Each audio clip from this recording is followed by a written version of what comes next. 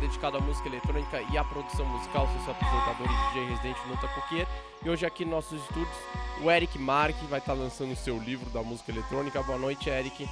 Boa noite, Nuta. Obrigado aí pela participação. Mais uma vez, honrando aqui sempre com o Full Mix. Eu acho bem interessante contar um pouco assim da história, como que você ia fazer esse livro. Só para o pessoal aí de casa que está plugado assistindo aí a Full Mix. São basicamente 17 anos escrevendo esse livro. Basicamente, eu comecei a pesquisar assuntos correlatos aí à produção dos anos 80, até porque eu estava em alguns lugares fazendo... eu estava com meus amigos e assistindo shows de música eletrônica e basicamente eu vi que faltava realmente uma publicação, um livro que tratasse da música eletrônica brasileira. E desde, assim, 17 anos atrás, como é que foi essa ideia? Porque é uma coisa bem diferente, né? Pra surgir, assim, você pensar, vamos montar um livro de música eletrônica, aí você também, como é que você teve a ideia? Quais os tópicos do livro? O que o livro vai falar? Vai mostrar sintetizador, vai mostrar a história dos artistas, né? Bom, eu faço uma linha cronológica, né? Primeiro pelo mundo, né? Porque, assim... Chegando no Brasil, não chegou assim ao caso, descobrir a música eletrônica, não teve essa inspiração, teve que basicamente se basear com a música eletrônica mundial. Claro. Assim, em 1759, o clavecino de Laborde, o primeiro equipamento musical eletrônico feito em Paris, inclusive é um jesuíta. A Bach pediu para ele fazer um upgrade do piano, então é um clavecino, parece um carrilhão eletrônico. Essa única peça está no Museu de Paris. Eu vou falar aqui no final do programa o que eu vou fazer talvez com esse instrumento aí trazendo aqui para o Brasil, mas no final do programa eu ainda falo sobre esse instrumento. E chegando para o Brasil, 1931, o Mário de Andrade foi fazer uma documentação, uma crônica de um show que estava tendo de Theremin com o Max Ophson, também um músico aqui do Brasil, no Teatro Santana, em São Paulo, e depois ele fez uma crônica em cima do Theremin. E basicamente aqui eu abro. Em 1931, o Max Ophson fazendo um show de música eletrônica com o Theremin e o Mário de Andrade fazendo a crônica para o Jornal do Brasil. E aquela época a música eletrônica era um som totalmente experimental, né? Barulhos, enfim, não era música dançante, né? Foi a mudança depois do Kraftwerk que começou a mudar, né? Imagina vocês trazer um motor, a válvula para um rebanho de vacas, assim. A vaca, o que é isso? Eu não entendi nada, né? Então, basicamente, eu espanto, calculo, nessa época, em 31, deve ter sido algo gritante. Primeiro que é um instrumento que você toca sem tocar nele. A história do Theremin, Leon Theremin, em 1917, na União Soviética, ele trabalhava na KGB para captar frequências de investigação e um erro de um equipamento resultou nesse instrumento, Esse instrumento maravilhoso, teve várias sequências, Não vou falar do Leon Theremin especificamente, que somente a história dele daria um programa inteiro. Mas 31 realmente estabelece a primeira produção do Max Ophson, é um brasileiro, fazendo show com o Theremin. Para depois ir para os anos 50, E para o Reginaldo de Carvalho, música concreta, colocar o Jorge Antunes, 61, música eletrônica pura. E nessa parte eu encerro essa introdução acadêmica. Porque meu foco exatamente é música eletrônica brasileira popular. E aí você também fala dos sintetizadores, da parte até dos de fora, Moog, etc. Ou não cita, ou cita mais os nacionais? Em cada capítulo eu abro sempre com uma menção, assim, aonde que estava a música eletrônica no mundo.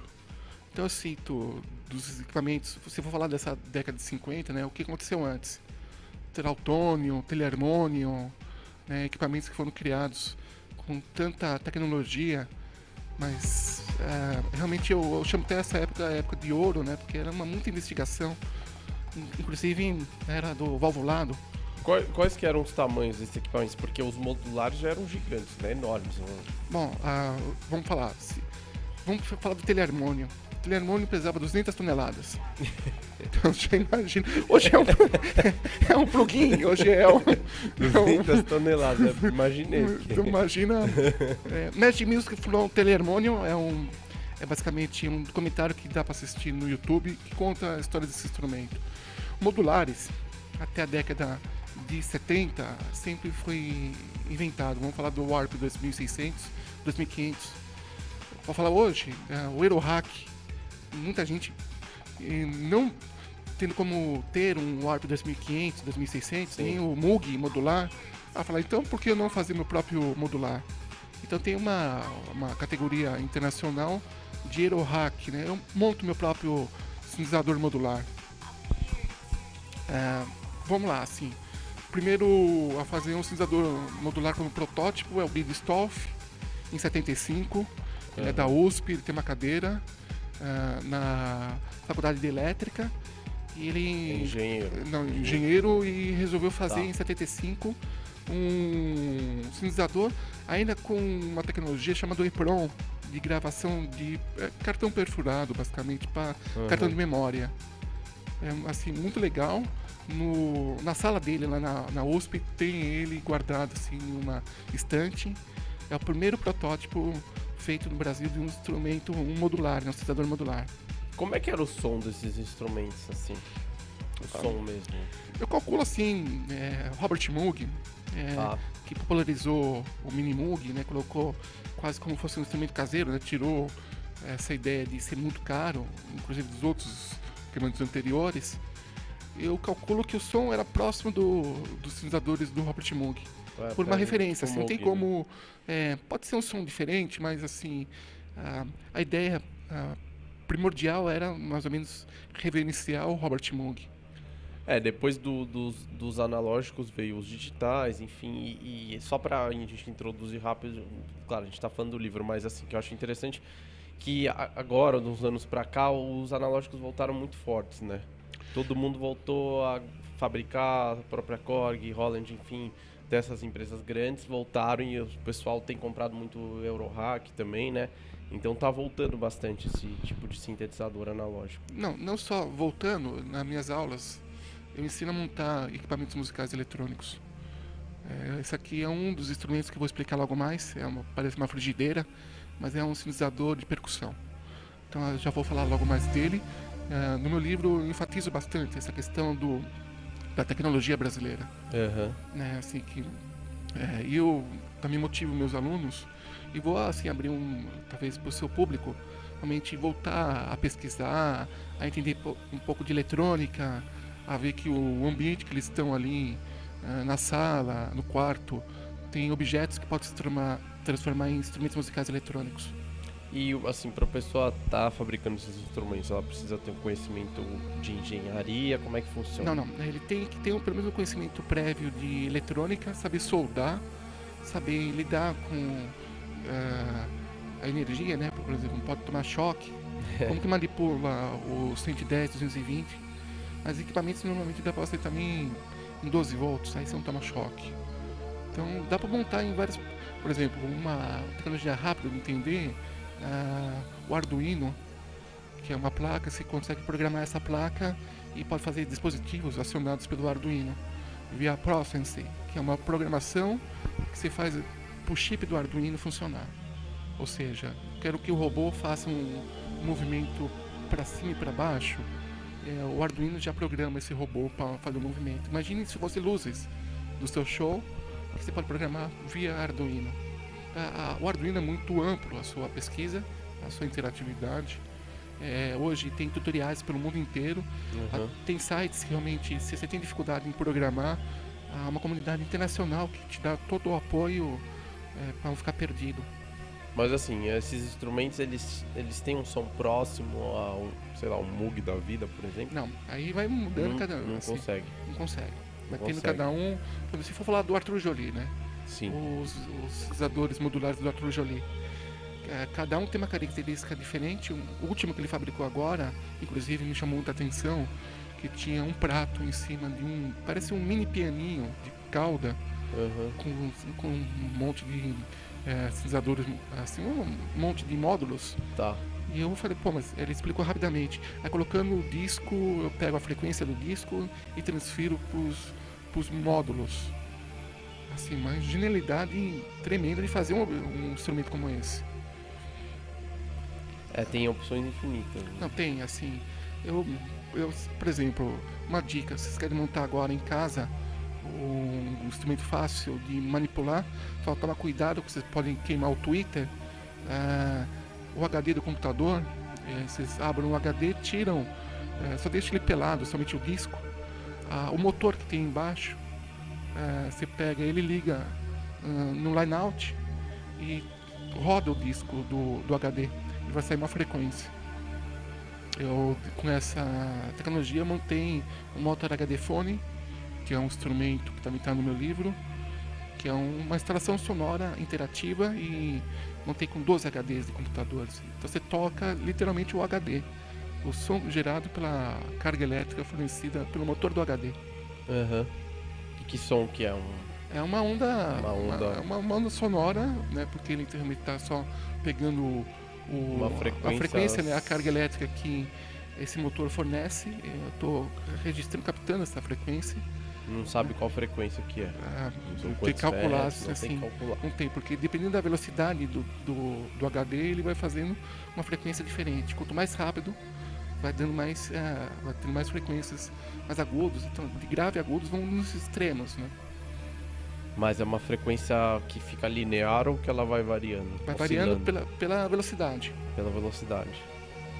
Então são 12, então você toca 2, 3 ao mesmo tempo, cada um vai fazendo uma frequência diferente.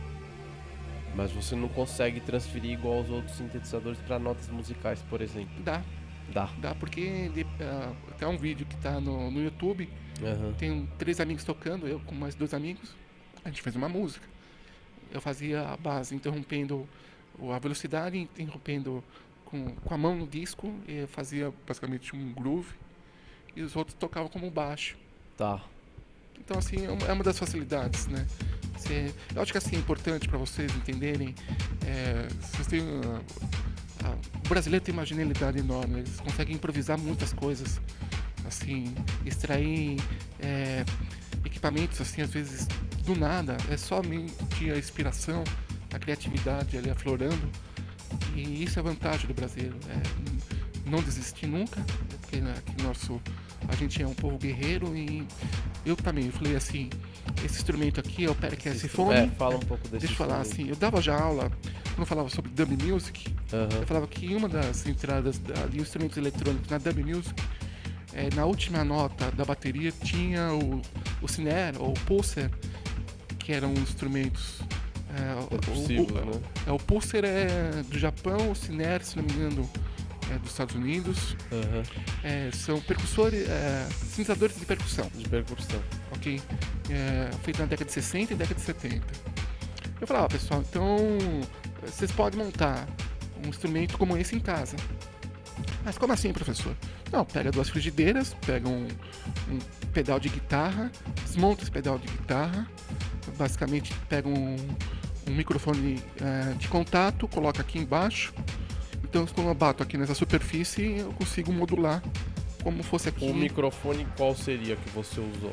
Um microfone de contato, aqueles que se gruda na superfície. Mas tinha algum específico, alguma marca? Não, fui lá na Santifigene e pedi o microfone de contato. Tem várias empresas, eu escolhi uma e... Mas não tem diferença de potência desses microfones para o volume, nada disso? Não, assim, obviamente eu poderia colocar mais microfones. Mas assim, eu resolvi fazer de uma maneira mais prática e rápida. Só para demonstrar. Inclusive eu estava nas férias e precisava montar isso na próximo semestre para mostrar para os alunos. Quer dizer, entre montar e testar já é um outro processo. Assim, se está funcionando ou não, também se dando o resultado que eu quero, aí sim é o lado investigativo, né? Você quer demonstrar um pouco? Bom, vamos lá. Eu vou ter que tirar o microfone aqui um pouco e não dá para falar, mexer nele e falar ao mesmo tempo. Mas vamos lá. Vamos ver se a galera consegue ouvir, né?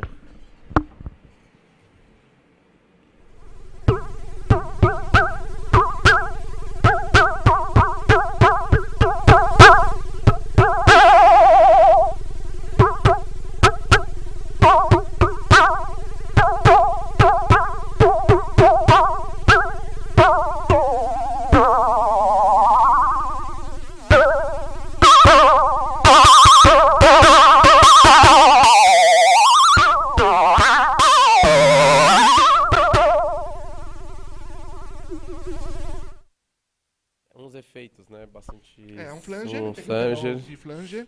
umas modulaçõezinhas, né? Não, e pra falar a verdade, o investimento que eu tive, com exceção do pedal, que é muito caro, assim, dependendo do valor, dependendo da marca, fica mais caro Mas ainda. o pedal o quê? De qualquer, qual que era o pedal? Era de Então, flanger? Era do esse quê? foi um flanger de guitarra, né? O flanger de guitarra, Ok, tá? então, Porque assim, tem um Você monte, pode tem pegar delay, um né? reverb Tem delay, você pode reverb, colocar enfim, distortion, dependendo. distortion. Aí você vai somando aqui dos lados mais potenciômetros, né? Então, de vez ter um pedal aqui, pode ter 2 pedais, pode ter 3. Tem vários, um Então, monte. aí você vai somando sempre. Esse instrumento eu fiz, vamos lá, tirando o pedal, custou R$ 150. Ou seja, dá para montar muita coisa. Você só tem um pouco de investigação e fazer algo como isso. É simples. Semana passada mesmo mostrei para os alunos, eu dou aula na Belas Artes, Uhum. e eu falei, pessoal, dá para montar isso. Todos assim saíram encantados, né? Falaram, pô, professor, eu vou montar isso em casa, eu vou montar 2 para tocar, né? Um baterista falou, não, eu vou deixar um pouco da bateria acústica e vou começar a montar esse tipo de instrumento. Mas é que você falou, tem que montar e depois testando, né? Mas é isso aí que Porque é o único jeito pra saber e aí pôr pedais diferentes, então, fazer as o gosto, né, combinações. de fazer a pesquisa, como que solda, qual que é o resultado. Até teve aluno, professor, como você prendeu as 2 panelas, as 2 frigideiras? Eu falei, eu fiz uma furação do lado e fui tentar achar o centro. Mas, professor, isso aqui, como que eu vou fazer? Fura e tenta, vai tentativa e erro, né? Pelo menos você vai tentando ver como fazer o encaixe aqui dessas 2 peças. E aí você pôs uma espuma, né, pra Aí percussão. tem uma assim só para bater, assim, para machucar. E também ter o contato direto na lata. Né, pelo menos para amortecer um pouco aqui a batida. Quando você bate, aí ela aciona o que dentro pra sair o Então, som? aí tem o microfone de contato que capta exatamente a batida. A batida, E aí a pressão, eu né? consigo modular o flanger.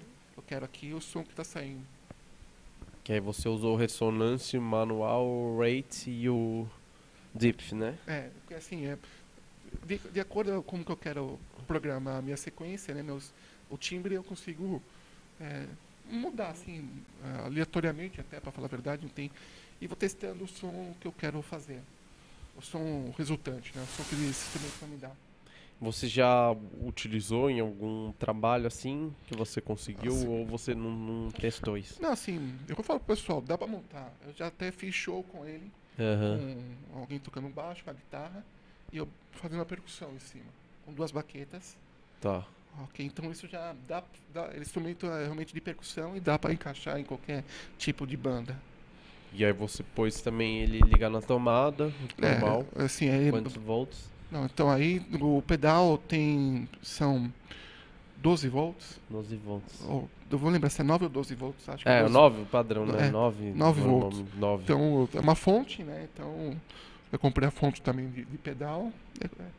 Mas assim, basicamente tirando o próprio pedal, que isso realmente vai, se for da Boss, vai lá para uns 250, 300, 400 reais.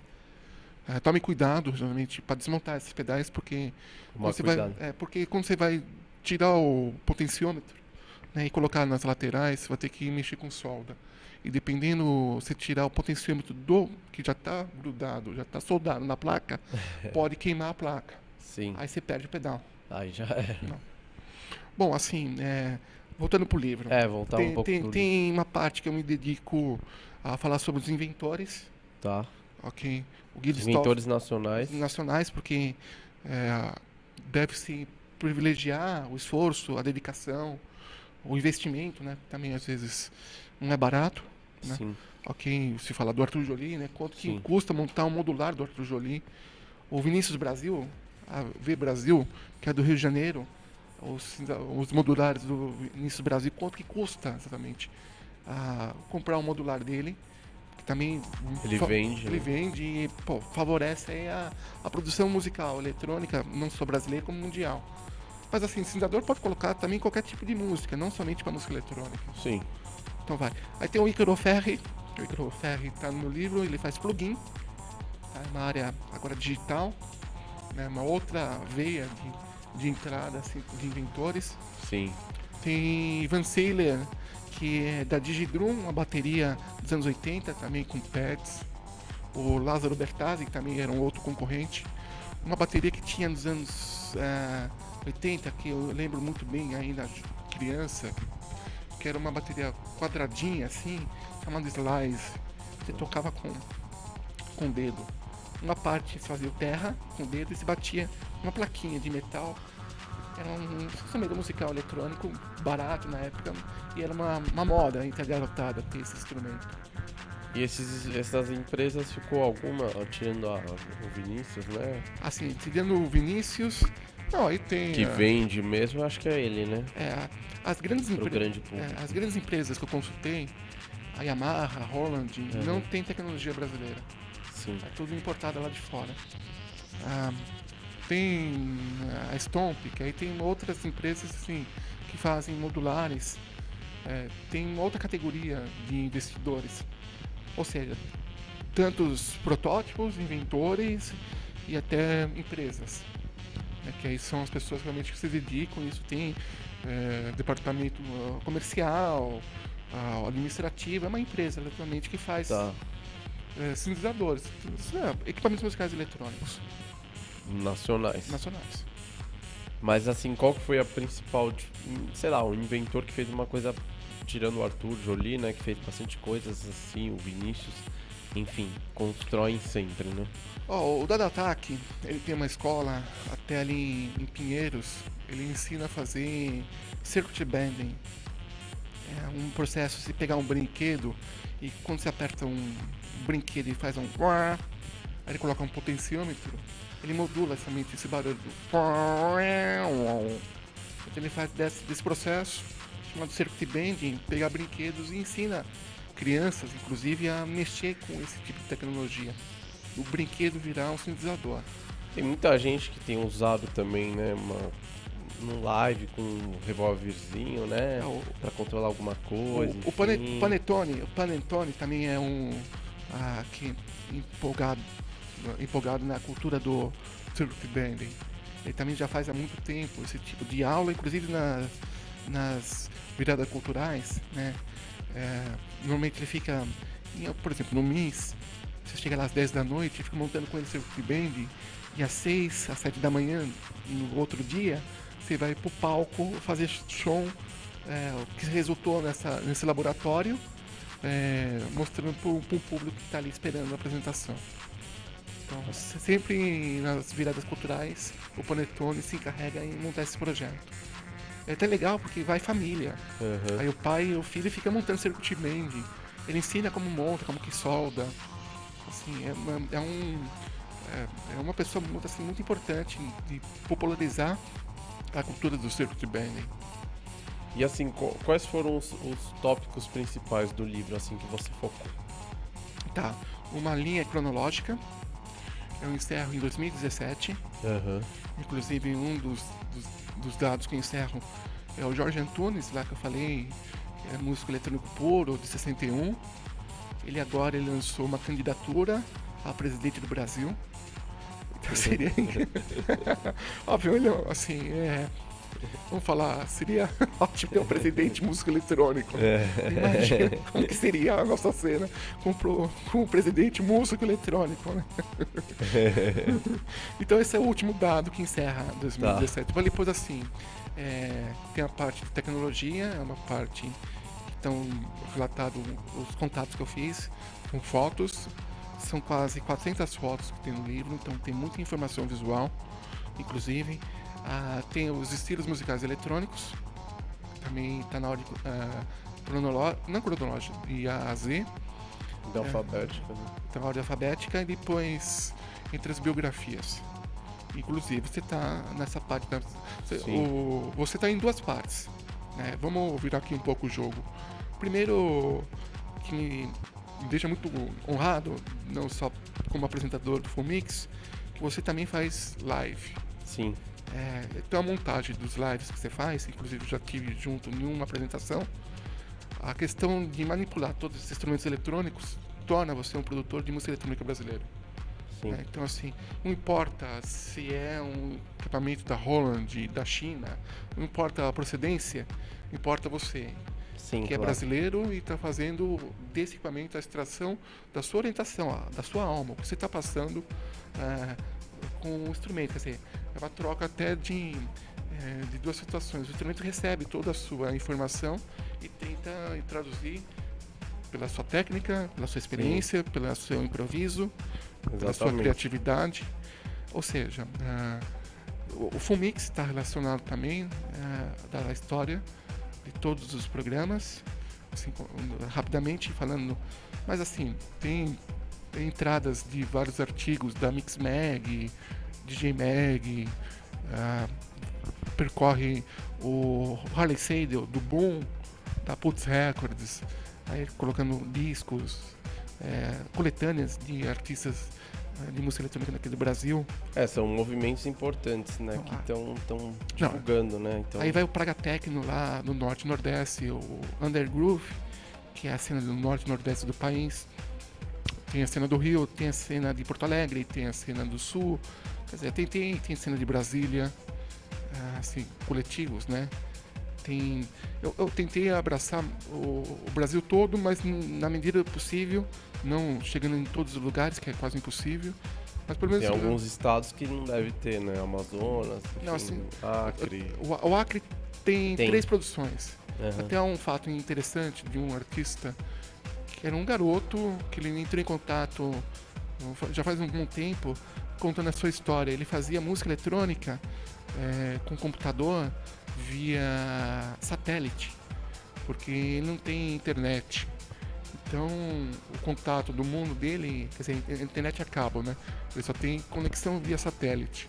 Tá. E o vizinho dele era uma fazenda, então o próximo vizinho estava a 5 km de distância. Então ele entrava na internet via satélite e pegava toda a informação, obviamente baixava lá o Fruit Loop, que seja, e começava a fazer música eletrônica. E agora para quem divulgar, né? Já que Mas qual o estilo que ele fazia? Pô, lembra assim, o Fruit Loop era um tech house, né? Porque também ele via na internet, no YouTube, alguns vídeos, algumas informações e baixava um repertório e tentava improvisar em cima de um setlist de artistas não só do Brasil, do mundo inteiro, né? E tentar fazer isso dentro de uma situação muito interessante, né? Porque tinha que improvisar, criar bastante. Está relacionado a essa história no meu livro também. Então o livro está dividido na parte sintetizadores, artistas e movimentos, né? Basicamente. Tem como eu falei, assim, tem 1931 até 2017. São 7 capítulos. Falando sobre, em cada década, falando sobre o que aconteceu década de 50, 60, 70, 80, 90, 2000. Como é que você conseguiu captar essas informações, sei lá, 1930, né? Essa pesquisa que antigamente era mais difícil porque hoje em dia a gente tem internet e tudo, né? Mas algumas informações bem antigas não é tão fácil de acessar, né? Assim, eu conheço muita gente. Assim, eu devo a essas pessoas que eu conheço me fornecer dados, me fornecer materiais. O contato do Mário de Andrade foi o Marcelo Osório, que ele era o produtor ali da Casa de Cultura Mário de Andrade. Ele, quando eu fui lá visitá-lo, que ele ia me dar um EP de uma música que ele fez. Ele falou: Mark, vem aqui que eu vou te mostrar uma coisa que é muito interessante. Um livro que fala sobre o Mário de Andrade falando do Theremin. Pronto. Já consegui pegar a ideia de falar sobre o Max Wolfson. Então, ele abriu toda a informação da primeira parte do meu livro. Então, isso foi um acúmulo de gente, também que eu dou aula de música eletrônica, já há 20 anos, e colhendo dados de pessoas, mas, pô, pode falar daquele artista brasileiro? Ok. Então, eu anotava e poderia, dessa aula, transformar também no material que ia juntando a parte do meu livro. E o livro você lançou independente, é isso? Não, vamos lá. Não. Deixa eu mostrar pra vocês. Pode mostrar ali. Pessoal, encontra-se na editora Litera Rua, ok? É uma editora que fica ali no bairro do Limão. É uma editora basicamente focada pro rap, pra cultura hip hop. Uhum. Meu editor, Demetrio dos Santos, Tony C, o CEO da Litera Rua. Eles acreditaram na produção desse livro. Foram 2 anos conversando, para amadurecer, revisão de textos e tudo mais, ao ponto que agora está realizado. 2017, tem 15 dias que foi lançado, então ele está assim, tá muito recente. Acabou de sair, pessoal. Só falando das festas. Se o pessoal quiser adquirir também, quiser passar. O site da literarrua.com.br. Qual que é o site? Literarrua. Literarrua. .com.br. Lá ele pode adquirir o livro. Ou se não, entre no seu canal do YouTube ou do Facebook. Eu passo o link, né? As pessoas que te seguem, que eu passo o link da editora onde que compra.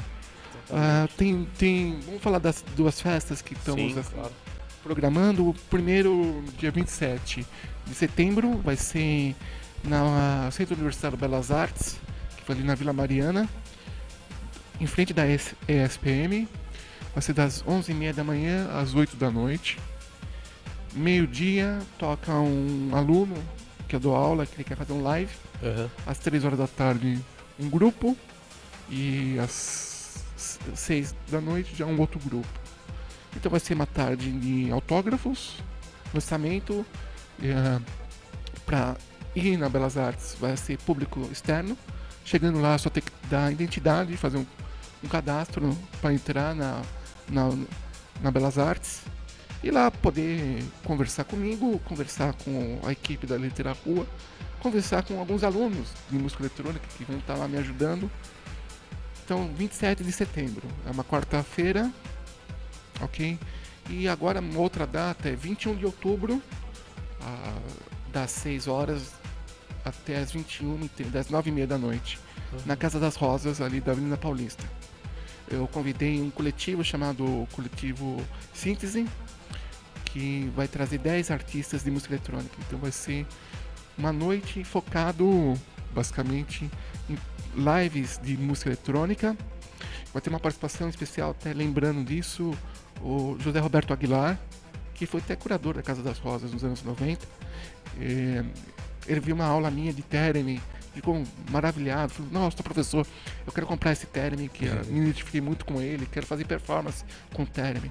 Falei: vamos lá, Aguilar, eu queria te fazer um convite. 4 páginas da crônica do Mário de Andrade, que fala do Theremin, você poderia ler e fazer uma performance depois com o Theremin. Ou seja, você vai encarnar 2 pessoas. O Mário de Andrade... O instrumento ainda está funcionando. Não, o instrumento, assim, ele é icônico, né? Foi do valvulado ao transitorizado, feito inclusive pelo Robert Moog. Então hoje tem um midiado, né, que ele é parece uma nave espacial, branquinho. Ele é via MIDI, então você pode colocar qualquer tipo de voz. Ele é via MIDI. Então assim, tem vários... em cima do Theremin tem várias edições, ok? Essa que eu tenho é baseado no designer do Robert Moog, da década de 60. Mas eu comprei de uma pessoa chamada... Nossa, desculpa, não vou lembrar o nome dele, mas chama RDS Theremin, no sul de Minas Gerais. É um rapaz muito motivado, ama o instrumento de paixão, e ele constrói e manda para o SEDEX, para o Brasil todo. E é um instrumento, inclusive, que eu dou aula com esse instrumento feito também é via MIDI. Não, o meu não tem MIDI. MIDI. O som tradicional do Theremin é um som de um violino, né? Assim, pelo menos é a história. O som é o que já era feito do valvulado, né? Tá. Então, assim, o Aguilar, depois de ler o texto do Mário de Andrade, vai fazer a sua performance maluca tocando Theremin.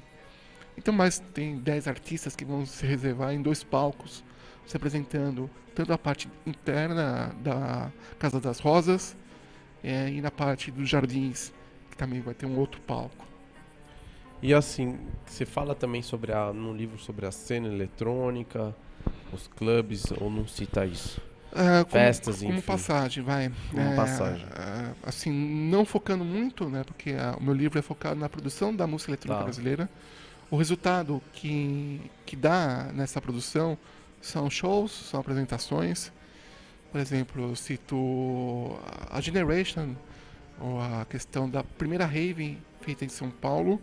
Depois a L Music, que é a segunda rave feita em São Paulo. nos anos 90. Basicamente, Foi feita onde? a Generation foi embaixo do estádio do Pacaembu, embaixo, desculpa, das arquibancadas do estádio do Pacaembu. Foi uma festa para umas 300, 400 pessoas. A LM Music foi por umas 2.000 pessoas no Espaço Phantom, ali na Alameda Eduardo Prado. Eu tava nessa festa, eu tava como público. Uhum. E tava tendo lives tanto do Carlos Swinger, da Liquid Sky, Django Sky. Internacional tava o Mob, ainda muito garoto, assim, fazendo o seu segundo hit. Lançaram até um filme chamado The Cool World, né, um desenho animado. Então ele estava fazendo a divulgação desse EP mundialmente. Quem mais? Tava o Alternate. Nossa. Também é o show do Alternate, que era também interessante você ver essa proposta assim como uma música eletrônica, não como banda, mas como sintetizadores, né, como duo, né, assim, você tá assistindo ao vivo. E era um momento muito especial, né? Você vendo essa cena rave, né? Essa cena clubber acontecendo ali, vendo como seria depois das festas, obviamente, do House, como foi criado o House Club. E você cita também, assim, as mudanças na produção da música eletrônica, como no começo era só nos instrumentos, nos sintetizadores, enfim, depois veio o computador, né? Mudou toda a estrutura da produção, da composição da música eletrônica. Eu não entrei nesse ponto, porque aí era uma outra linha de pesquisa. Eu entrei junto aos artistas. Tá. Relacionar à produção dos artistas. Que é mais importante colocar os nomes e as tracks, os álbuns. Por exemplo, Patrícia Marques. Patrícia Marques fez em 93 um álbum de dance music. Tem o Habitats, tem o Tecnoar, tem o Nude, né, do Gonçalo Vinha e o Marcelo Galo. Então, assim, tem vários artistas. Eu dependo não somente da questão da lembrança desses artistas, também, como eu fui fazer a minha pesquisa, eles falaram, pô, mas você poderia colocar no livro essa história, que é muito interessante. Por exemplo, o Nude foi, talvez nos anos 90, o maior grupo underground, né, na cultura das raves a se apresentar. Quase eles tinham shows sexta, sábado e domingo, assim, então tinha uma rotatividade muito grande. Vamos lá, números. Tem artista que lançou 1.000 músicas. Tem grupo que já lançou 200 CDs. Assim, porque amam fazer música eletrônica. Tem vários, né, que lançam. Tem bastante que lançam, né? As suas próprias produções. Eu já lancei praticamente quase 200. Então, vamos lá, falando das suas produções, o quanto você já lançou, né? Mas também a questão de lançar é uma coisa. O que eu acho interessante também que você faz é os lives. Sim. Eu lembro bem do live que você fez e lembrando assim, parecia Thrasher de Berlim, às 3 horas da manhã, assim, techno, mas muito sujo, um minimal. Aquele techno na ban, né? Foi bem techno. Assim, isso é legal participar. Vamos lá. Então, registrar esse momento e transpor para o livro. Mas agora imagine o Brasil todo. É difícil eu estar no Acre, vivenciando uma experiência como essa. Então, mas pelo menos você acha que falta assim, mais espaço para os lives em clubes? Eu acho que falta... Que não tem muitos, né? Dos brasileiros, eu digo. Às vezes vem de fora, né? Já foi muito mais intenso nos anos 90. As pessoas realmente levavam o estúdio para dentro de uma casa noturna. Aí na época do computador, teve de tubo. Então imagina, se tinha algum software rodando, Cakewalk, né? Fruit Loop. E é complicado levar aqueles assim, computadores. E você levava para ter vamos lá, um setup, né? O que se apresentar no palco, né? Hoje também, muitos falam assim, fazer música do laptop. Pô, é uma maneira, eu não desprezo nenhuma maneira. Claro. Mas laptop e o que mais? Você acha o que de uma apresentação, assim, você viu o que eu fiz, que outros fazem, enfim, você faz uma apresentação com os hardwares, né? Sintetizadores, ou uma apresentação com o Ableton Live, assim. no laptop? Então, assim, nas minhas aulas eu monto um monte de shows de música eletrônica. Então, uma parte, por exemplo, eu ensino a fazer shows com o iPad. Okay, então, Que é uma outra opção nova. Uma opção bem interessante. Tem outras, a Heaven agora, que é uma plataforma que tem uma TV Touch, que também faz shows. Você dá pra manipular como performance. E agora parece que tem umas placas de som boas também pro iPad, né? Já tem umas conexões. Tem MIDI. Tem assim, MIDI já, os bastante programas coisa. têm MIDI, então te dá outras possibilidades. Isso é live de iPad, live de hardware. O interessante, para entender assim a questão, cada época o hardware produzido ou vendido ou feito, ele caracteriza um momento da humanidade da tecnologia. Então aqui foi 2017. Então basicamente eu montei um flanger que está registrado como 2017. Daqui a 10 anos o flanger pode estar mudando. Sim. De outros timbres. Com certeza. Então todos os equipamentos que foram criados, imagine que eles têm uma simbologia não só da patente, do criador, mas também do timbre inventado. A gente, assim, várias marcas marcaram com alguns sintetizadores que, né, mas acho que a Roland foi a que teve os que mais marcaram, né, como o TB303, que não vai, até hoje eles vivem emulando novos, né, e refabricando, e todo mundo quer. Vamos lá. Nunca sai de onda. Não, por exemplo, o DX7 da Yamaha também foi um ícone na geração synth pop, né, dos anos 80, New Wave, assim. Quase todas as bandas tinham o DX7. O MPC 60, que é a primeira MPC. Sim. Criada pela Akai. Akai. Então, a programação da MPC também, ela não vem com programa, ela não vem com preset. Você carrega a MPC. Foi uma abertura um pouco maior, ele não ficava somente com o preset da máquina. Aí deu uma possibilidade de colocar seu próprio timbre e poder manipular ele com o seu timbre. Isso deu uma dimensão enorme assim para a cultura da música eletrônica, pro sample, né? De como manipular ele ao vivo. Então são duas tecnologias que impulsionaram a produção da música eletrônica mundialmente. Robert Moog, sim, o Mini Moog 64, lançando por mundo inteiro um sintetizador mais barato do que os outros então que eram feitos. A cultura do Mini Moog até hoje é preservada. Sim, porque é um instrumento muito icônico. Obviamente o digital, né, o que também pode falar sobre o digital, os plugins que são feitos digitalmente dão um grande resultado. Inclusive no meu livro eu falo do Ícaro Ferri, que é um rapaz que consegue fazer uns plugins assim fabulosos. Quais seriam os plugins assim que ele faz? Você lembra? Não vou lembrar o nome, assim, é uma parte, eu sei, ele tá no livro, mas lembrar o plugin que ele fez, acho pela Native, ele lançou, preciso lembrar até quais as empresas que ele fez os plugins. É porque tem muitos dos engenheiros que trabalham com várias, né? O próprio Dave Smith agora acabou de lançar com a Pioneer, né? Sim. Ele já tinha empresa dele, a Dave Smith Instruments, agora também já fez para outras, né? Sempre tem esses engenheiros, né, que se destacam.